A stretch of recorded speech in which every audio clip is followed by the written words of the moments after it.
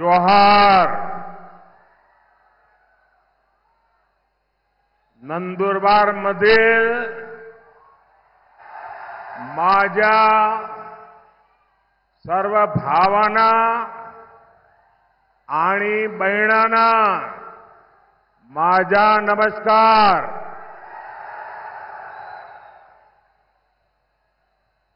मैं देव मोगरा माता की धरती को नमन करता हूं। मैं महान आदिवासी सेनानी राघोजी भांगरे को श्रद्धापूर्वक प्रणाम करता हूं। हम सबको प्रेरणा देने वाले जननायक कृष्णाजीराव सावले, महात्मा ज्योतिबा फुले, सावित्रीबाई फुले, उनको भी आदरपूर्वक स्मरण करते हुए प्रणाम करता हूं। साथियों, आज अक्षय तृतीया आखा तीज का शुभ पर्व है। मैं सभी देशवासियों को और खास करके मेरे किसान भाई बहनों को अक्षय तृतीया की बधाई देता हूं। आज भगवान परशुराम की जयंती भी है। मैं सभी देशवासियों को इस शुभ दिन की भी शुभकामनाएं देता हूं। और अक्षय तृतीया हो और इतने सारे लोग आशीर्वाद देने के लिए आए हो। अक्षय तृतीया के जो आशीर्वाद मिलता है ना, वो भी अक्षय होता है। आज जितनी विशाल संख्या में आपका ये आशीर्वाद ये पक्का कर रहे हैं, पुनः एकदा पुनः एकदा पुनः एकदा। मैं देख रहा हूं अभी भी हुजूम का हुजूम अंदर आ रहा है।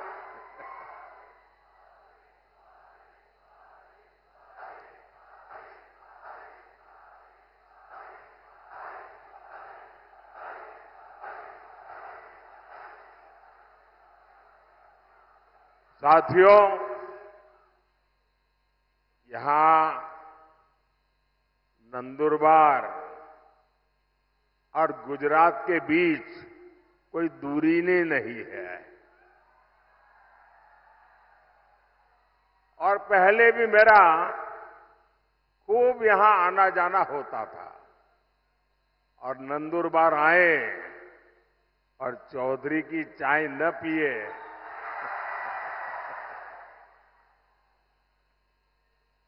चौधरी की कड़क चाय यानी नंदुरबार की यादों से जुड़ जाती है।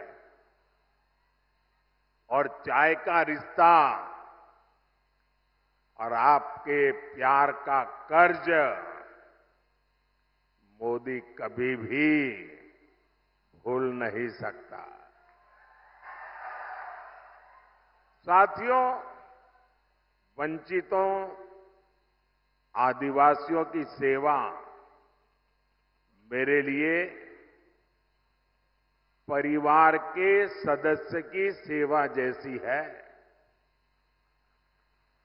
मैं कांग्रेस के शाही परिवार की तरह बड़े घराने से नहीं निकला हूं। मैं तो गरीबी में ही बड़ा हुआ हूं। मुझे पता है यहां आपने कितनी तकलीफ उठाई है। हमारे आदिवासी भाई बहन यहां काफी ऊंचाई पर भी रहते हैं। पानी के लिए कैसे आपको उतरकर नीचे आना पड़ता था, तब पानी मिलता था, ये माताएं बहनों को सबको मालूम है। आपके जीवन में भी मुश्किलों का पहाड़ था। कितने ही आदिवासी परिवारों के पास पक्का घर नहीं था। आजादी के 60 साल बाद भी गांवों में बिजली नहीं पहुंची थी और इसलिए मोदी ने संकल्प लिया था, हर गरीब को घर, हर आदिवासी को घर, हर आदिवासी के घर में पानी, हर परिवार को पानी की सुविधा। दूर सुदूर जंगलों में भी गांव क्यों न हो, हर गांव में बिजली। साथियों, हमने नंदुरबार के करीब 1.25 लाख, देखिए आजादी के 70 साल के बाद मैं कह रहा हूं, करीब 1.25 लाख गरीबों को हमने पीएम आवास पक्का घर दिया सिर्फ नंदुरबार में। और मेरा एक काम है, मैं करोगे आप लोग? मेरा एक काम करोगे? ये मेरा दिली काम है, करोगे? माताएं बहनें करेगी? ये जो पीछे लोग खड़े हैं वो करेंगे? हाथ ऊपर करके बताओ, करेंगे तो मैं बताऊं करेंगे।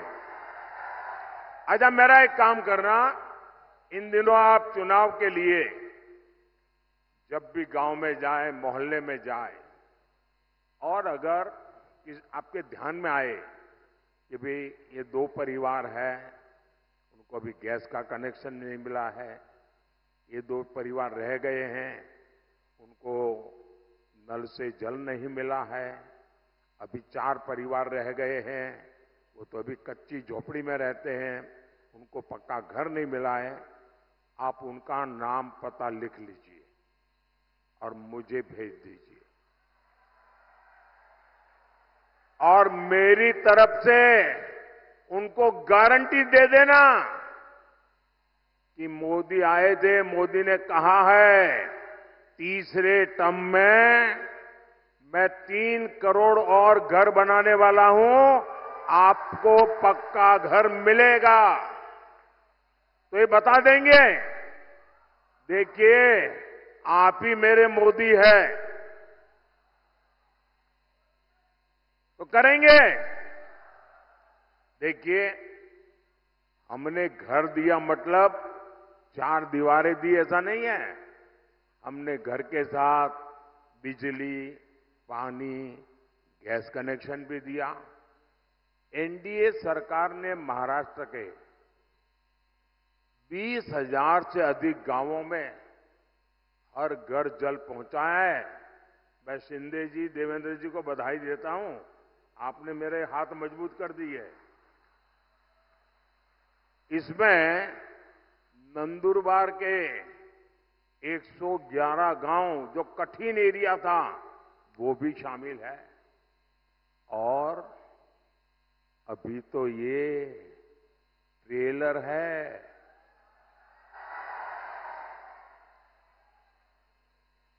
अभी तो मोदी को बहुत कुछ करना है और आपके लिए करना है।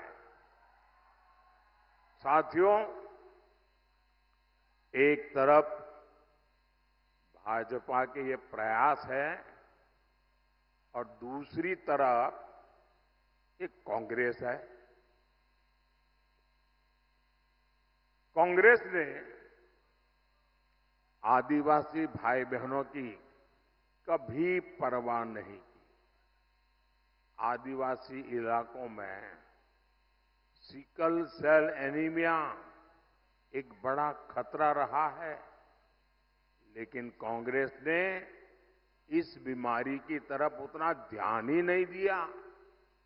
ये बीजेपी है जिसने सीकल सेल एनीमिया को जड़ से खत्म करने के लिए अभियान चलाया है।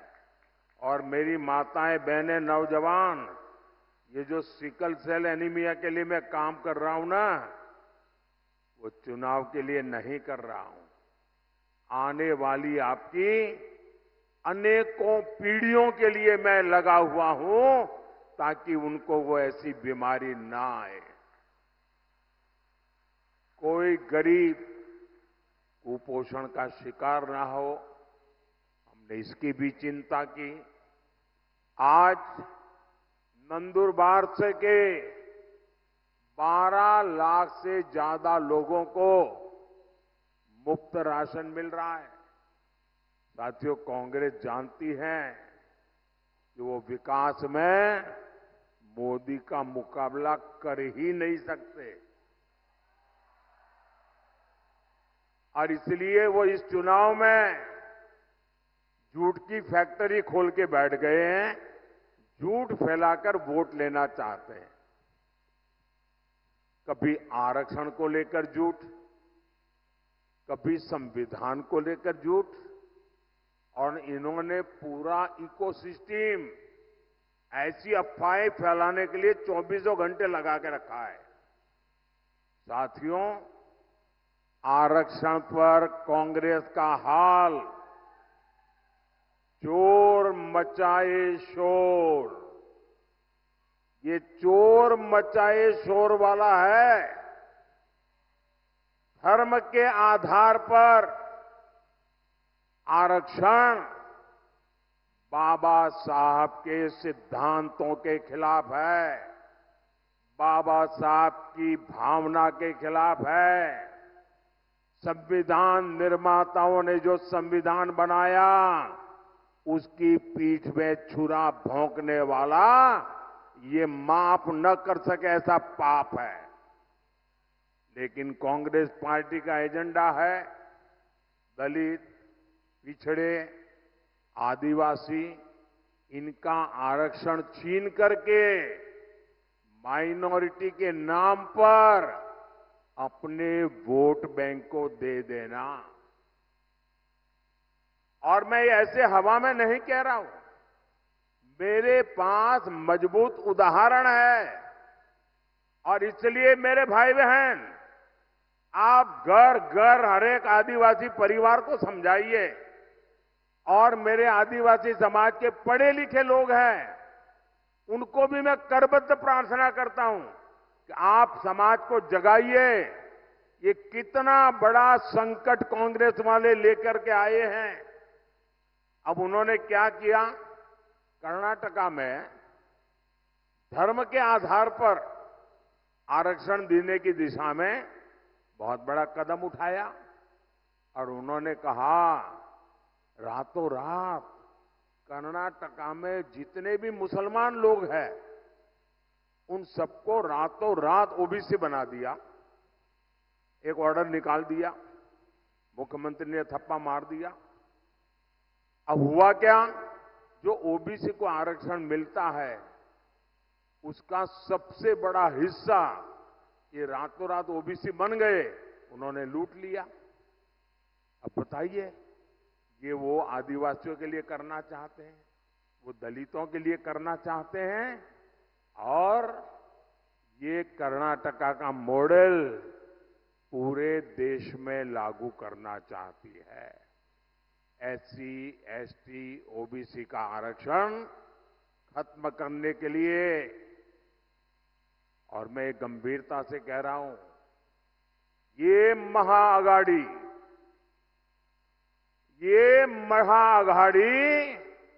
आरक्षण का, महाभक्षण का महाअभियान चला रही है। वहीं एससी, एसटी, ओबीसी का आरक्षण बचाने के लिए मोदी महारक्षण, आरक्षण का, महारक्षण का महायज्ञ कर रहा है। मैं पिछले 17 दिन से लगातार कांग्रेस पार्टी को चुनौती दे रहा हूं। मैं कांग्रेस से पूछा कि वो लिख कर दें कि वो एससी, एसटी, ओबीसी का आरक्षण उसके टुकड़े करके एक टुकड़ा मुसलमान को नहीं बांटेंगी। मेरा सवाल सही है कि गलत है भाई? सही है कि गलत है? अब वो ये मुसलमानों को देना चाहते हैं और कांग्रेस जवाब भी नहीं देती है। सच बोलो ना भाई कि हम नहीं देंगे। इसका मतलब ये इनका हिडन एजेंडा है, आपका हक लूटने का खेल है भाई। मेरे इस चैलेंज पर कांग्रेस की चुप्पी थी, यानी दाल में काला है। ये चाहे जितनी भी कोशिश कर लें, देश विरोधी ताकतों के साथ मिलकर कितना ही झूठ फैला ले, आपके पास मोदी का भरोसा है। आपके पास मोदी की गारंटी है। और आप लिख के रखिए, मोदी जब तक जिंदा है, मोदी जब तक जिंदा है, एससी, एसटी, ओबीसी में से आरक्षण का रत्ती भर भी हिस्सा मैं किसी भी धर्म के आधार पर नहीं देने दूंगा। कोई उसको हाथ नहीं लगा सकता है। और देशवासी, मैं बड़े जिम्मेवारी के साथ कहना चाहता हूं और दायित्व के साथ कहना चाहता हूं, वंचित का जो अधिकार है, चाहे एससी हो, एसटी हो, ओबीसी हो, वंचित का जो अधिकार है, मोदी उसका चौकीदार है।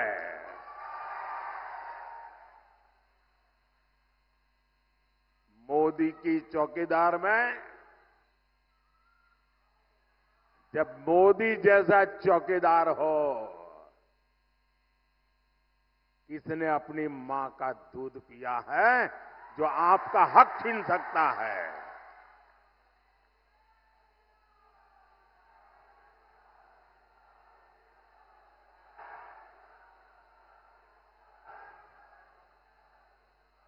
साथियों,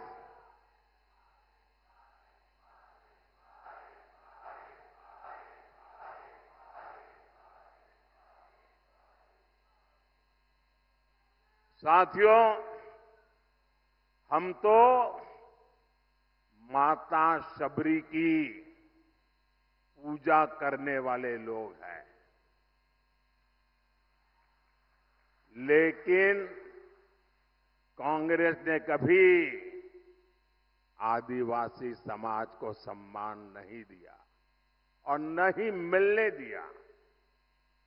आदिवासी क्रांतिकारियों ने आजादी की लड़ाई में इतने बलिदान दिए, लेकिन कांग्रेस ये बलिदान की बात मानने को तैयार नहीं है। आजादी की लड़ाई का पूरा श्रेय कांग्रेस केवल एक परिवार को ही देती रही है। ये भाजपा है जो देश भर में आदिवासी स्वतंत्रता सेनानियों पर म्यूजियम बनवा रही है, ताकि आने वाली पीढ़ियों को पता चले कि हमारे पूर्वज आदिवासियों ने देश के लिए कितने बड़े बलिदान दिए थे। साथियों, आप सभी जानते हैं, भाजपा ने, एनडीए ने आदिवासी बेटी को राष्ट्रपति बनाया और पहली बार ऐसा हुआ। लेकिन आपको याद रहना चाहिए, वो कौन लोग थे जिन्होंने आदिवासी बेटी द्रौपदी मुर्मू जी को चुनाव, राष्ट्रपति का चुनाव हराने के लिए रात दिन एक कर लिए थे। वो कौन थे? ये कांग्रेस वाले थे, जिन्होंने एक आदिवासी बेटी को राष्ट्रपति बनने से रोकने के लिए रात दिन एक किया था। और कांग्रेस पार्टी ने ऐसा क्यों किया? और इसकी एक वजह अभी 2-3 दिन पहले ही खुली है। कांग्रेस के जो शाहजादे हैं ना, उनके गुरु अमेरिका में रहते हैं। ये कांग्रेस के शाहजादे के एक गुरु अमेरिका में रहते हैं। उन्होंने भारत के लोगों पर रंग भेदी टिप्पणी की है। रंग के आधार पर भेद, ऐसा गंभीर आरोप लगाया है। अरे जिनका रंग भगवान कृष्ण जैसा होता है, कांग्रेस उन्हें अफ्रीकन मानती है। और इसलिए द्रौपदी मुर्मू जी राष्ट्रपति बने, उन्हें ये मंजूर ही नहीं था। आप लोग बताइए, यहां जो भगवान कृष्ण के रंग वाले हैं, क्या वो सब अफ्रीकन है क्या? क्या ये अपमान है कि नहीं है? क्या आदिवासी समाज का अपमान, इसका बदला लेने के लिए ये रंगी की बातें कर रहे हो? साथियों, कांग्रेस पार्टी का एजेंडा कितना खतरनाक है, ये शहजादे के गुरु ने इसका भी खुलासा किया है। ये शहजादे के गुरु ने अमेरिका से कहा है कि राम मंदिर का निर्माण और रामनवमी का उत्सव ये आइडिया ऑफ इंडिया के खिलाफ है, भारत के विचार के खिलाफ है। उन्होंने यहां तक कह दिया, मोदी मंदिर जाता है, वो भी उनके पेट में चूहे दौड़ने लग जाते हैं। कांग्रेस, मेरा मंदिर जाना भी भारत विरोधी है। बताइए भाई, क्या मंदिर जाना ये देशद्रोह है क्या? जरा आप बताइए, देशद्रोह है क्या? क्या ये भारत विरोधी काम है क्या? आप कल्पना कर सकते हैं? आप कांग्रेस की मानसिकता देखिए। ये राम के देश में राम मंदिर को देश विरोधी बता रहे हैं। ये तुष्टीकरण के लिए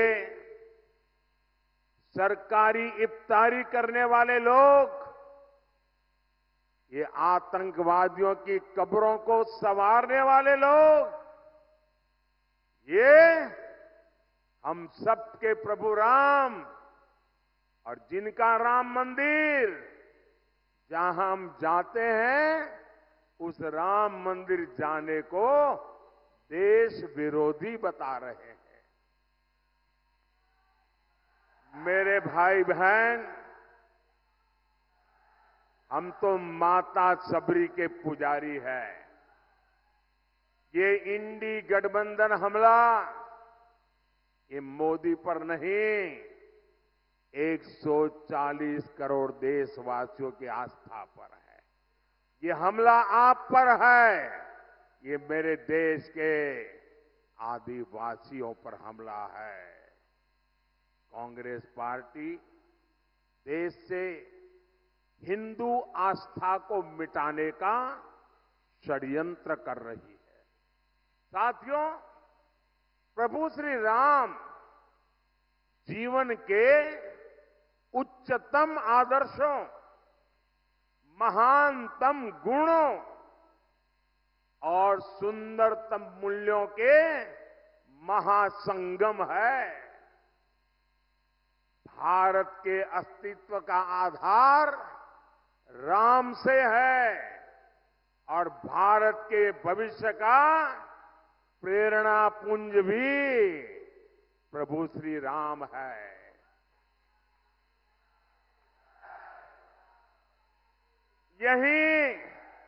यही महाराष्ट्र की धरती पर ये संत आवाज उठी थी, विश्वाचा विश्राम रे, स्वामी माजा राम रे।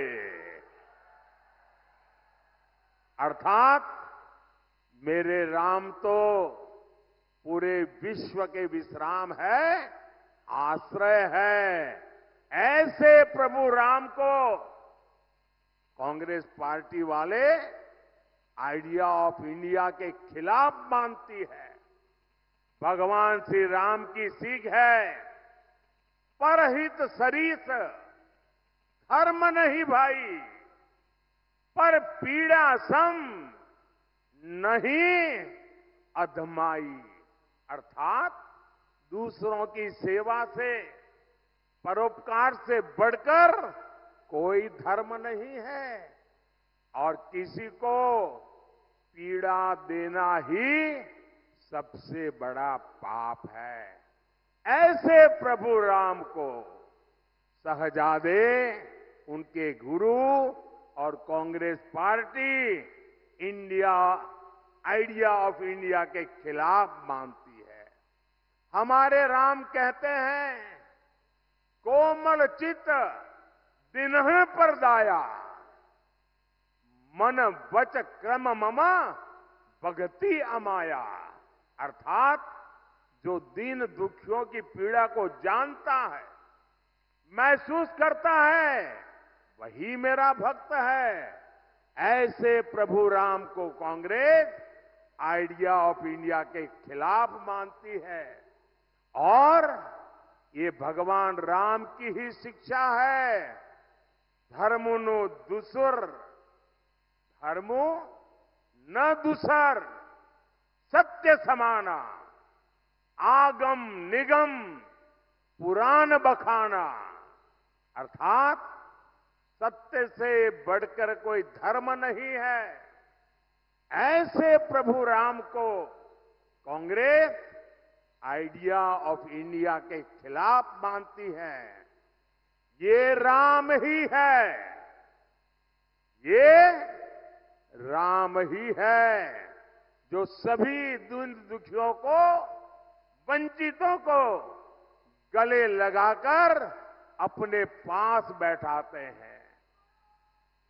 सहज सहज स्नेह विवश रघुराई, सहज स्नेह विवश रघुराई, पूछी कुशल निकट बैठाई। ऐसे प्रभु राम को कांग्रेस आइडिया ऑफ इंडिया के खिलाफ मानती है। हमारे राम जनजातीय समाज से कैसे मिलते हैं? हमारे राम जनजातीय समाज को मिलते हैं, पूर्जन करी जो हारूगर आए। अर्थात राम आदिवासियों का, उनकी संस्कृति का सम्मान करते हैं, उनसे जोहार करके मिलते हैं। ऐसे प्रभु राम को कांग्रेस आइडिया ऑफ इंडिया के खिलाफ मानती है। हमारे प्रभु श्री राम ने हमें सिखाया है, और ये जो लोग देश छोड़ करके भाग गए हैं, वो जरा कान खोल के सुन ले।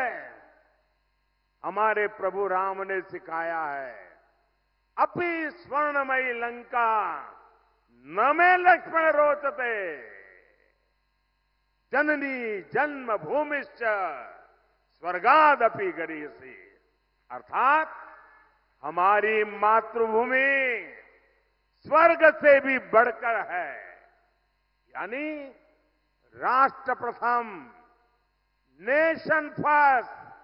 ऐसे प्रभु राम को कांग्रेस आइडिया ऑफ इंडिया के खिलाफ मानती है। साथियों, ये लोग इतने अहंकार से भरे हुए हैं कि गरीब इनके लिए कोई मायने नहीं रखता। ये लोग सत्ता में रहते हैं तो गरीब को दुत्कारते हैं, उसे तरसा तरसा कर रखते हैं। आज एक गरीब का बेटा आपका सेवक बनकर के प्रधानमंत्री पद से ये जब काम कर रहा है तो एक गरीब विरोधी मानसिकता वाले, शाही परिवार की मानसिकता वाले इसे बर्दाश्त नहीं कर पा रहे हैं। और ये नकली शिवसेना वालों की गरीब से कितनी नफरत है, ये इन्होंने फिर बताया है। ये नकली शिवसेना वाले मुझे जिंदा गाड़ने की बात कर रहे हैं। एक तरफ कांग्रेस है जो कहती है मोदी तेरी कब्र खुदेगी, और दूसरी तरफ ये नकली शिवसेना है जो मुझे जिंदा गाड़ने की बात करती है। और मुझे गाली देते हुए भी ये लोग तुष्टीकरण का पूरा ध्यान रखते हैं। मोदी की कब्र खुदेगी, मोदी को जिंदा गाड़ देंगे, और इसमें भी अपने वोट बैंक को पसंद आए वही गाली दागोगे क्या? साथियों, मुझे कई बार ये सोचकर दुख होता है कि बाला साहब ठाकरे को कितना दुख होता होगा। मैंने बाला साहब को निकट से देखा है, उनके मन को, दिल को छू करके मैंने देखा है। अब तो ये नकली शिवसेना वाले बम धमाके के दोषी को भी अपने साथ प्रचार में ले जाने लगे हैं। इसका मतलब हुआ कि बिहार में चारा चोरी में जेल भुगत रहे व्यक्ति को कंधे पे बिठा के घूम रहे हैं। महाराष्ट्र में बम धमाकों के दोषी को कंधे पर बिठा के घूम रहे हैं। ऐसे पापियों को लेकर के जिनको चलना पड़ रहा है, इन लोगों के विषय में 50 बार सोचना पड़ेगा। इसलिए कोई बड़ी बात नहीं कि मुझे उनको जमीन में गाड़ने के सपने दिख रहे हैं।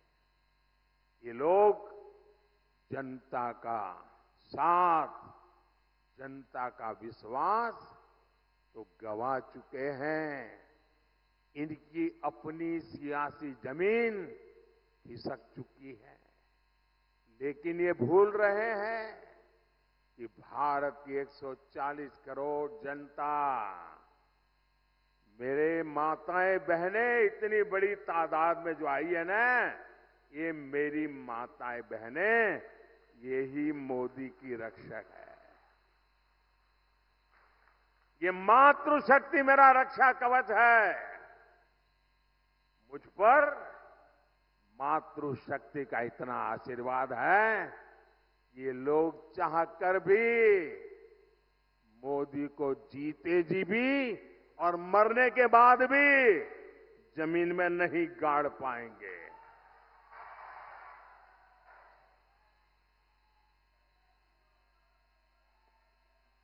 साथियों, महाराष्ट्र के एक दिग्गज नेता 40-50 साल से वो ऐसे ही कुकरी मारते रहते हैं। बारामती के चुनाव के बाद वो इतने चिंतित है कि उन्होंने एक बयान दिया है, और ये बयान उन्होंने, मैं पक्का मानता हूं कि काफी लोगों से विचार विमर्श करके ही दिया होगा। वो इतने हताश और निराश हो गए हैं कि उनको लगता है कि अगर 4 जून के बाद सार्वजनिक जीवन में, राजनीतिक जीवन में अगर